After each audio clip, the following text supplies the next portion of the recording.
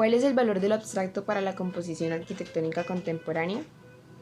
Empezaremos con una breve definición de lo que es abstracto y en qué se diferencia de lo figurativo.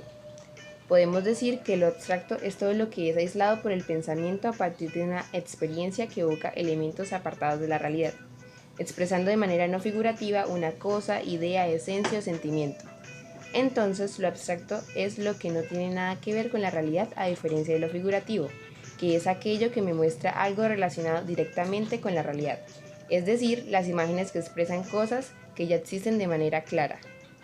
Por ejemplo, tenemos la imagen de una flor y la modificamos cambiando su color, tamaño y nitidez. Eso no es abstracción, sigue siendo una flor, pero distorsionada, es decir, es figurativa. Sin embargo, imágenes que no nos remitan a nada real y que no tengan ninguna referencia en la realidad se pueden considerar como abstractas. El valor estable y auténtico de una obra de arte consiste exclusivamente en la esencia expresada. Una obra abstracta puede ser percibida de múltiples maneras, ya que, como decía Worringer, el arte no parte ya de sus investigaciones de las formas del objeto estético, sino del comportamiento del sujeto que lo observa, debido a que la importancia radica en la reacción que logre generar en el espectador, haciendo que éste divague en diferentes sentimientos y sensaciones.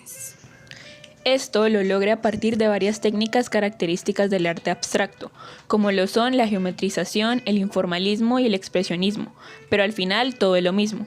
Todas estas obras no tienen ninguna referencia con la realidad. Por ejemplo, el cuadrado negro sobre fondo blanco fue la primera expresión de la forma no objetiva, donde el cuadrado representa la sensibilidad y el fondo blanco la nada. El cuadrado se modifica para componer figuras nuevas, cuyos elementos se integran de una u otra manera. Los representantes en el arte más icónicos en estos niveles de abstracción los podemos encontrar en sus precursores, Vasily Kandinsky, Piet Mondrian y Kazimierz Malevich, que despojados de relaciones directas a la naturaleza, se ven envueltos en un mundo abstracto en búsqueda de ser representados, por lo que los temas de movimiento, geometría, orden y espacio se ven como temas recurrentes en su trabajo. Así, la abstracción en arquitectura se entiende como un proceso intelectual, donde se examinan todos los parámetros que condicionan a un objeto arquitectónico concreto. Sin embargo, se debe distanciar del arte a la hora de enunciar los atributos de la abstracción en relación a la arquitectura.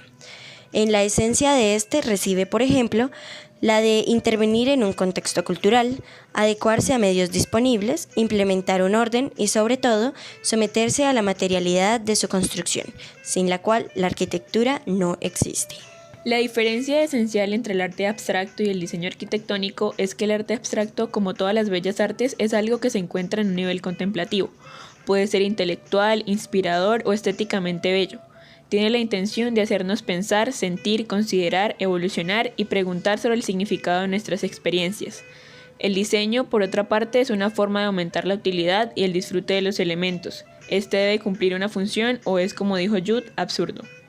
Evidentemente hablamos de Le Corbusier, de Mies van der Rohe y de Walter Gropius, para mencionar a algunos de los maestros de la arquitectura moderna. Si bien se puede entrar en contradicción cuando analizamos a Le Corbusier, ya que el enamoramiento que éste sentía por las máquinas lo llevaba muchas veces a representar sus formas en sus obras. Podríamos ver la iglesia de Ronchamp y su parecido con un buque. Podemos considerar que su obra es abstracta en la medida en que se desliga del ordenamiento para dejar la expresión del material a la técnica, y que desde este sentido la obra arquitectónica puede tener una connotación artística. Mies van der Rohe hace lo propio con sus cajas transparentes que flotan en la naturaleza, como la casa de Farnsworth, y el racionalismo extremo de Gropius en la Bauhaus y en la casa Gropius. Empezando esta herencia de abstracción moderna, desligada de formas preconcebidas, surge Louis Kahn, con la obra del Instituto Salk en California, donde el vacío es más importante que la arquitectura en sí misma, dejando que el agua fluya y se pierda en el horizonte. La abstracción como imagen poética de un lugar imaginado por el arquitecto y que sugiere más de lo que dice. Para concluir, el arte abstracto es un método diferente para lograr transmitir intenciones, donde se producen obras aisladas de la realidad, es decir, crear obras originales que chocan con las costumbres e ideas cotidianas.